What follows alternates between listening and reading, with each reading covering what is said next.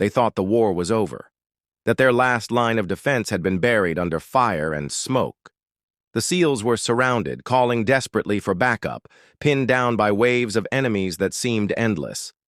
But what they didn't know, what no one expected, was that the sniper they had written off as dead was watching from the shadows. And when he rose, one shot at a time, the battlefield changed forever. If you're ready for a story of betrayal, survival, and impossible courage, stay tuned and don't forget to hit that subscribe button right now so you never miss stories like this. The mission had been introduced to the SEAL team as routine, a simple sweep and secure task in a remote valley that intelligence reports had marked as low risk. Yet from the moment the helicopter blades cut through the misty morning sky and they descended into that rocky terrain, something felt wrong. The silence of the valley too heavy, too staged, like a trap waiting to spring, but disciplined and trained for the unexpected.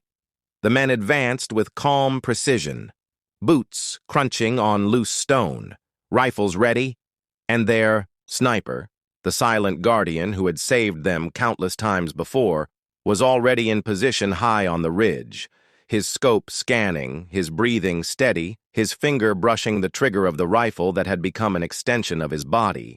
While below him, the team spread out into formation, unaware that fate was already writing a different story. Their radios began to crackle with static, faint at first, then sharp and overwhelming, drowning out communication until words turned into hissing noise, and their GPS units froze, blinked, and failed, the map disappearing from their screens. Just as the sniper whispered a warning of movement near the cliffs, but before his words were finished, the earth itself roared as machine guns opened from hidden nests above, spraying fire in overlapping arcs that cut the valley into a killing field.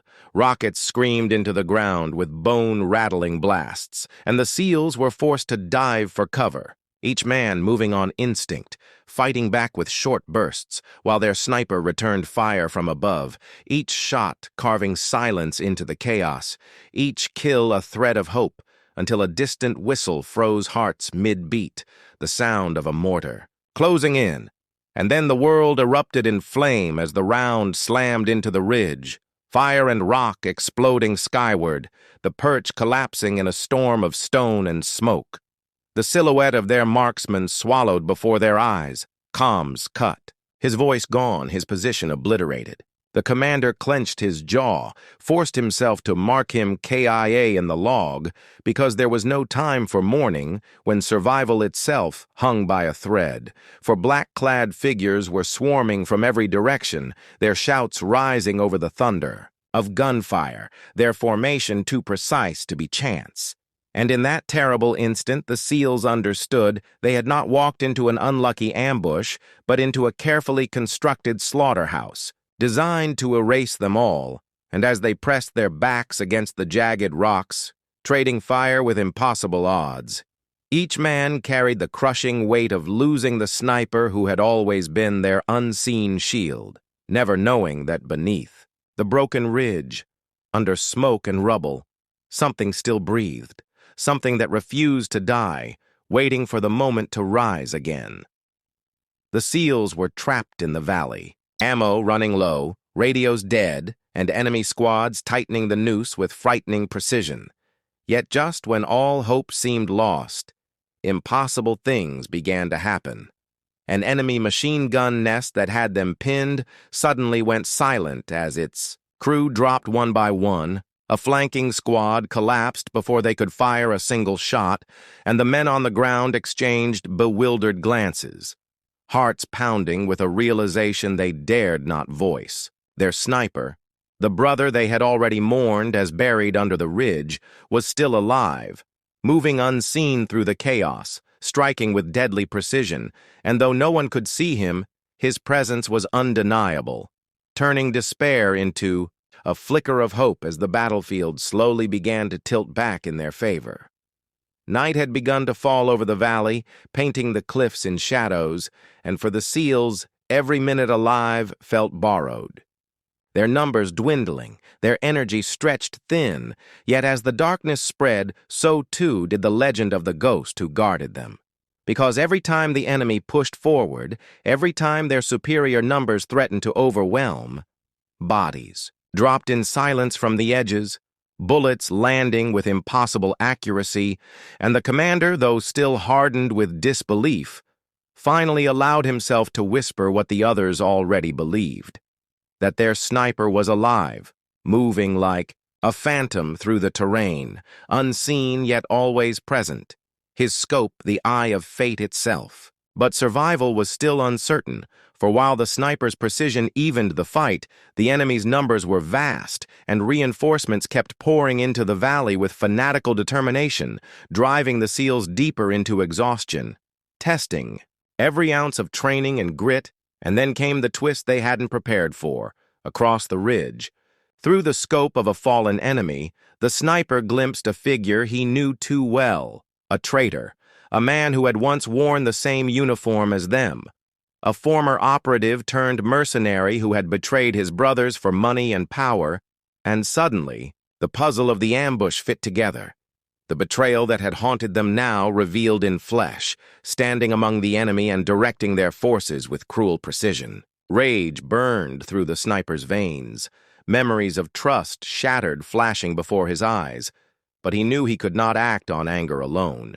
He had to play the long game, because taking that shot now might expose him, and so he became the shadow of the battlefield, using every second of darkness to his advantage, dismantling enemy squads one by one, bleeding the force until panic spread through their ranks, yet always keeping his eye on the traitor, waiting for the perfect moment, the single breath where vengeance and survival would collide. And all the while his brothers below felt the shift, felt the enemy's grip loosening, their hope growing not because reinforcements had come, but because one man they had buried in their minds had risen like a ghost to wage war from the other side of death. The final hours of the battle came with fire and fury, the valley lit by tracer rounds and the echo of explosions as the enemy, realizing their forces were being torn apart by an unseen hand, launched one desperate push to crush the SEALs once and for all, swarming in from three sides, determined to end the fight with sheer numbers. And the SEALs, bruised, bleeding, and nearly out of ammunition, prepared to sell their lives dearly. But just as the enemy closed in, the sniper unleashed his storm, shot after shot tearing through the advancing waves with surgical precision, each bullet finding its mark as though guided by fate, panic spreading like wildfire among the attackers who whispered of a ghost in the mountains, a man who could not die. The commander seized the moment, rallying his men into a counterattack, driving forward with renewed strength as the sniper cleared their path from above, and amidst the chaos, the traitor finally revealed himself, barking orders in the open, believing the sniper too far, too occupied to touch him. But in that instant, the sniper's scope locked on, memories of brotherhood betrayed and missions shared flashing through his mind, before he exhaled slowly, squeezed the trigger, and sent a single round slicing through the night, striking the traitor in the chest with the force of justice itself. The man collapsing into the dirt as silence swept through the enemy lines. Their leader gone, their will shattered. The remaining fighters broke, fleeing into the shadows, leaving the SEALs standing battered but alive, staring in disbelief at the ridge where movement flickered. A lone figure rising from the rubble, rifle slung, face scarred but unbroken. The sniper they had thought dead, walking back into their ranks like a specter, returned from the grave. And for a long moment none spoke, because words could not capture what had happened. How one man had turned the tide of an impossible battle. How death itself had bent around him. And as the choppers finally arrived to extract them from the blood-soaked valley, the men knew they would never forget this night, nor the ghost who had saved them. And if you, watching this, want more stories of impossible courage, survival against all odds, and warriors who never surrender, make sure you hit that subscribe button right now, because the story you just heard is only the beginning.